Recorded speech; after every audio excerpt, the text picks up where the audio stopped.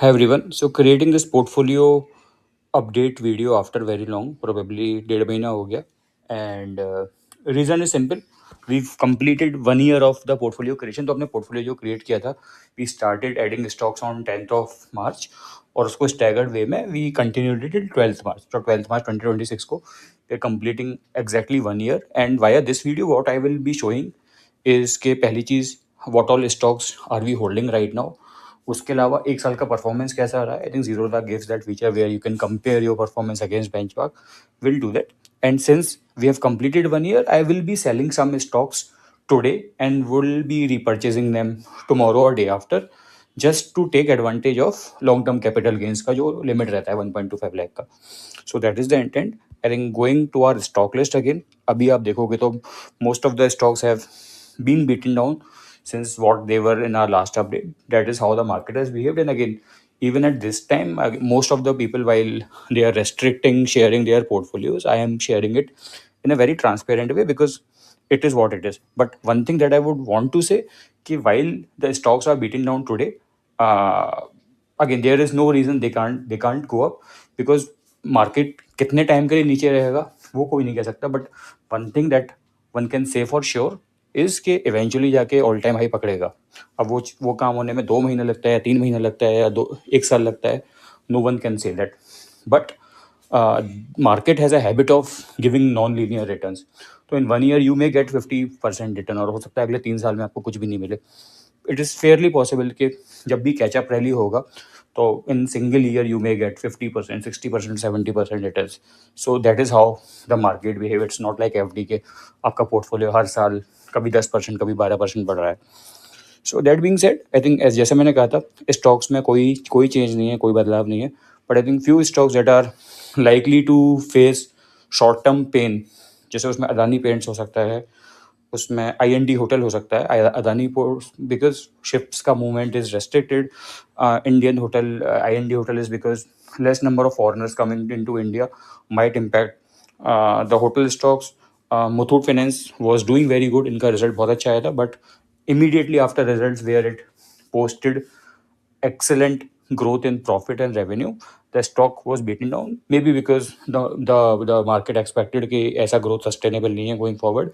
उसके अलावा SBI was doing fairly well, but recently PSU banks में और पूरे banking index में I think last हफ्ता 10 दिन से काफ़ी गिरावट देखने को मिली है. So this is where we are. So I think इसमें अगर मैं देखूँ तो वेदांता एक स्टॉक हो गया मेरा. वेदांता है, HAL है और एयरटेल है. आई थिंक HAL और एयरटेल में तो इतना प्रॉफिट नहीं बचा, बट वेदांता में we have that profit of रफली 65,000.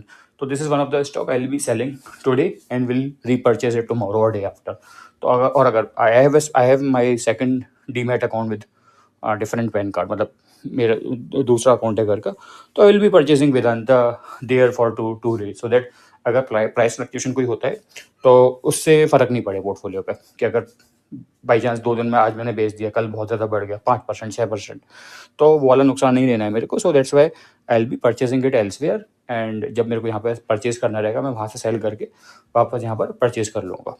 सो this is what I will be doing. And apart from it I will also be booking losses, short term losses in Eternal and Dixon, because short term loss भी आप accumulate कर सकते हो going forward. तो आगे जाके मतलब कभी हम अगर शॉर्ट टर्म प्रॉफिट भी बुक करेंगे तो वो ऑफसेट हो जाएगा. So these are the changes we are doing. Portfolio में कोई ऐसा change I am not planning to do. Maybe IND hotel at some stage, but not right now. So Adani Ports, Apollo hospital, Bharti, Dixon, Eternal, HAL, IND hotel, ITC, LG India, Muthoot और Vedanta, NSBI are some of the stocks that I plan to hold. So ये तो होगी पहली बात जहाँ पर we are talking about कि कौन से स्टॉक्स हैं पोर्टफोलियो में. उसके बाद आते हैं दूसरी बात भी आपको बता दी कि मैं कुछ स्टॉक्स सेल करके फिर से रीपरचेज करूँगा. अब आते हैं पोर्टफोलियो परफॉर्मेंस पे. तो इसमें आप देखते हो पोर्टफोलियो परफॉर्मेंस में, तो एज आई सेड कि we started purchasing these stocks sometime in 20 March 2025. 10/25 से अगर देखता हूँ तो जो पोर्टफोलियो का परफॉर्मेंस रहा है, the portfolio has gone up by 9.69%, while Nifty 50 has gone up by 6.27%.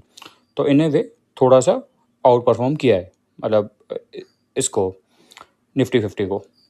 और अगर मैं यही चीज़ मैं लार्ज मिड कैप में देखता हूँ, मतलब स्मॉल कैप 250 इंडेक्स को मैं पूरा अगर टॉप 250 स्टॉक्स को लूँ तो उसके कंपैरिजन में वी आर अंडर परफॉर्मिंग, मतलब slightly, but again our our base is top Nifty 100 stocks जो that are less risky but also may grow on the lesser side, मतलब ग्रो भी कम करेंगे. So Nifty 250 may not be an accurate representation. तो अपने जो portfolio है is somewhere in the middle. Nifty 50 को इसने बीट किया है. And even if I let's say change the period के, मतलब कोई कहे कि नहीं 10th मार्च से क्यों कंपेयर कर रहे हो आप, किसी और पीरियड से करो.